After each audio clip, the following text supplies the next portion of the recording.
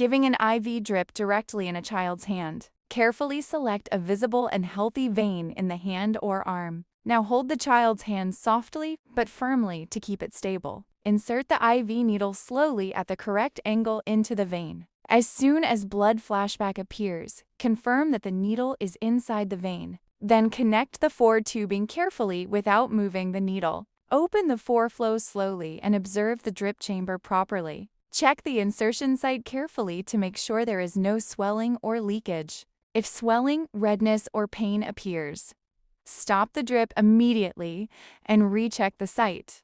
Once everything is working properly, secure the needle and tubing with medical tape. Make sure the child remains comfortable during the procedure. Continuous monitoring is very important in pediatric for therapy because children's veins are very delicate.